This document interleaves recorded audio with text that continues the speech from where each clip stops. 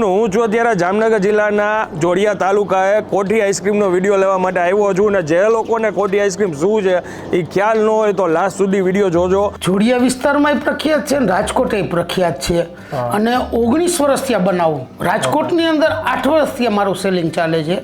પણ દાખલા તરીકે તમે કંપનીનો જે કોઈ ખાતા હો તો તમને ચીકણો અને પ્લીન લાગશે. ત્યારે આપણો આઈસ્ક્રીમ કણીદાર અને આમ એટલો સ્વાદ અંદર ભરેલો હશે કે આમ ખાતા તમે સંતોષાશો નહીં. એ જાતનો આઈસ્ક્રીમ છે. હવે દૂધ ગરમ કરવાની પ્રોસેસ ચાલુ થાય છે. તમે જોઈ શકો છો આખી કોઠી છે ને એમાં આ દૂધ અત્યારે ઉમેરે છે. બરફથી આઈસ્ક્રીમ જામે પણ નમક નાખવાથી ઉત્કલન બિંદુ નીચે જાય એટલે અડધી કલાક પછી આપોઆપ આઈસ્ક્રીમ બની જાય. ઓકે ઓકે આમાંથી આવી રીતના આઈસ્ક્રીમ કાઢતું જવાનું અને ડ્રાય ફ્રૂટ ભેળવતું જવાનું.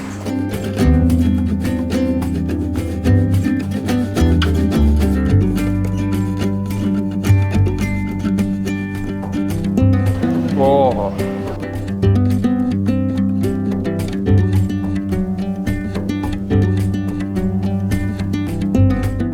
તો ફરી એકવાર તમારા માટે એક નવો વિડીયો લઈને આવી ગયો છું. હું છું અત્યારે જામનગર જિલ્લાના જોડિયા તાલુકાએ કોઠી આઈસ્ક્રીમનો વિડીયો લેવા માટે આવ્યો છું અને જે લોકોને કોઠી આઈસ્ક્રીમ શું છે એ ખ્યાલ ન હોય તો લાસ્ટ સુધી વિડીયો જોજો. તમને પ્રોસેસ માહિતી બધું જોવા મળી જશે અને જે જૂનો ટ્રેન્ડ હતો ને ધીરે ધીરે પાછો આવતો જાય છે. નવી ફ્લેવર્સ નવા આઈસ્ક્રીમ્સ આવે છે એ ધીરે ધીરે એનું ચલણ ઓછું થતું જાય છે. જે જૂની પ્રોસેસ હતી ને કોઠીમાં આઈસ્ક્રીમ જમાવવાની એ એકદમ નેચરલ કણીદાર આઈસ્ક્રીમ બનતો એટલે હવે ટ્રેન્ડ પાછો આવતો જાય છે. અને આજે મેન્યુફેક્ચરિંગ યુનિટે હું આવ્યો છું તમને પ્રોપર પ્રોસેસ બતાવવા માટે. 3 કે 4 ફ્લેવરમાં આઈસ્ક્રીમ બનાવે છે, શ્રીખંડ બનાવે છે અને 19 વર્ષ જૂનો આ ભાઈનો બિઝનેસ છે. હવે આગળ ઓનરને મળશું અને આખી પ્રોસેસ તમને બતાવશું ને પછી આગળ તમને ટેસ્ટ કરીને જણાવશું. ચાલો શરૂ કરીએ. કેમ છો ગોરધનભાઈ? એ આનંદ તો કયો ભાઈ. ગોરધનભાઈ ઓનર છે અહીંના. અને ગોરધનભાઈ કેટલા વર્ષથી આપણે આઈસ્ક્રીમ બનાવી? આ મારો ગણેશ આઈસ્ક્રીમ જોડિયા વિસ્તારમાં પ્રખ્યાત છે ને રાજકોટ પ્રખ્યાત છે અને 19 વર્ષથી આ બનાવું. રાજકોટની અંદર 8 વર્ષથી મારું સેલિંગ ચાલે છે. જ્યારે જોડિયામાં 19 વર્ષથી મોટું માર્કેટ લઈને બેઠો છું. ઓકે અને કેટલી ફ્લેવર બનાવી છે? હું અહીંયા 4 ફ્લેવર બનાવું છું. ઓકે સાદો, કાજુ કિસમિસ, કેસર પિસ્તા, માવા મલાઈ.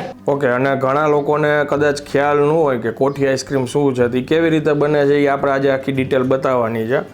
હવે એ જે ઓલું સંચામાં આખો જામે આઈસ્ક્રીમ એ પ્રોસેસ ક્યાં કરે? અહીંયા જ કરવાની? હા, અમારી દુકાન ઉપર એ પ્રોસેસ થાય. એ પહેલાં અમે માવો અને ખાંડ આ મશીન છે મારું દૂધ ગરમ કરવાનું અને એની અંદર હવે પછી દૂધ ઉમેરશું અને ખૂબ ગરમ કરી પેડા જેવું આમ મીઠાશ જે પૂરેપૂરી બેસે પછી આ જે આઈસ્ક્રીમ છે એ કણીવાળો બને. અચ્છા. પણ દાખલા તરીકે તમે કંપનીનો જે કોઈ ખાતા હો તો તમને ચીકણો અને પ્લીન લાગશે. ત્યારે આપણો આઈસ્ક્રીમ કણીદાર અને આમ એટલો સ્વાદ અંદર ભરેલો હશે કે આમ ખાતા તમે સંતોષાશો નહીં. એ જાતનો આઈસ્ક્રીમ છે. ટૂંકમાં જૂની પદ્ધતિથી જૂની પહેલા બાપ દાદાની આપણે મૂળ આઈસ્ક્રીમનો જન્મ જ કોઠી આઈસ્ક્રીમમાં. આઈસ્ક્રીમ જ્યારે માર્કેટમાં આવે એ પહેલા કોઠી આઈસ્ક્રીમ તો હોય જ છે અને એ કોઠી આઈસ્ક્રીમ પછી આ બધી કંપનીઓ આવી. ઓકે હવે સૌથી પહેલા આપણે શું કરવાનું રહેશે? દૂધ ગરમ. હવે આપણે માવો ખાંડ ભેરવી દીધો. ઓકે તો હવે અમે દૂધ અંદર નાખશું. ઓકે હવે દૂધ ગરમ કરવાની પ્રોસેસ ચાલુ થાય છે.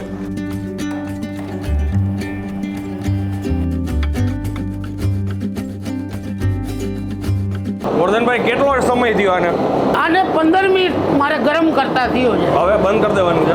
હવે આ મશીન બંધ થઈ જશે. ઓકે એટલે જે આપણે દૂધ ઉકાળવાની પ્રોસેસ હતી આખી પૂરી થઈ ગઈ. હવે આમાં ફ્લેવર ભેરવવાની છે. ઓકે આ રાજભોગ એસન્સ છે. ઓકે ફ્લેવર માટે હવે આપણે આપણી દુકાન ઉપર જાશું કે જ્યાં આપણે આઈસ્ક્રીમ બને છે, પ્રોડક્ટ થાય છે, કોઠીમાં નાખીને કેવી રીતનો આઈસ્ક્રીમ બને એ તમને હવે દેખાડવામાં આવશે. ઓકે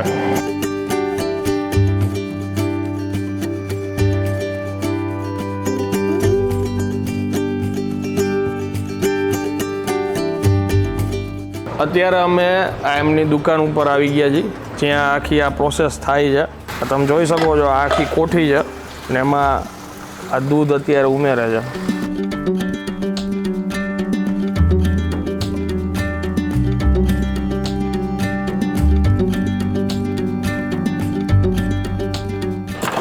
છે ને હવે બરફનો ચૂરો કરીને જો આમાં નાખવામાં આવે છે.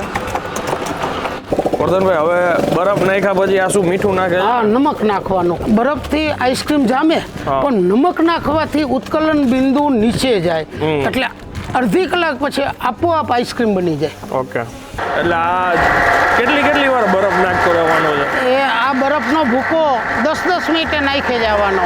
પછી પાણી થાય ક્યાંથી નીકળશે? પાણી થાય નીચે એની વ્યવસ્થા જ હોય. આ કોઠી આઈસ્ક્રીમમાં નીચે વ્યવસ્થા, એ પાણી કાઢતું જવાનું, ઉપર બરફ ભરી જવાનો. ઓકે, એટલે અંદાજે કેટલો ટાઈમ જોશે આને હવે જામતા? 30 મિનિટ થશે. આપણે જે 30 મિનિટ કહેતા હતા કે 30 મિનિટ થાય એટલે હંચો જામી જશે. હવે આ હંચાને અત્યારે મેં બંધ કરી છે અને બધું ખોલી છે, બરોબર, અને આઈસ્ક્રીમ અંદર બની ગયો છે. હાલો ખોલો. ઓકે, 30 મિનિટ થઈ ગઈ છે.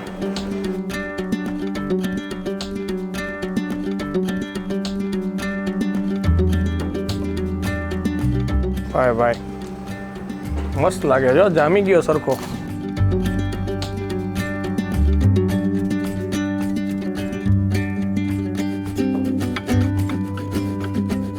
ઓકે, આમાંથી આવી રીતના આઈસ્ક્રીમ કાઢતું જવાનું અને ડ્રાયફ્રૂટ ભેળવતું જવાનું. આ કાજુ કિસમિસ વાળો બન્યો એટલે કાજુ કિસમિસ ભેરવતા જવાનું અને આઈસ્ક્રીમ નાખી જવાની.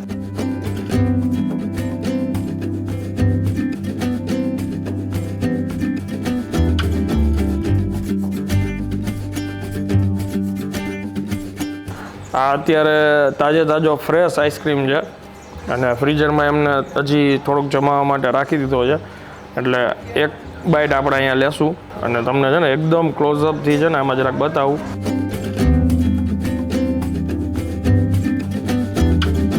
ઓહો, ટેસ્ટ બહુ જોરદાર છે. આપણે રાજકોટની જે બ્રાન્ચ છે ને ત્યાં આગળ હવે તમને આગળની એમની શોપ બતાવશું, ક્યાંથી તમને મળશે એ બધી ડિટેલ્સ હવે આગળ તમને જણાવશું.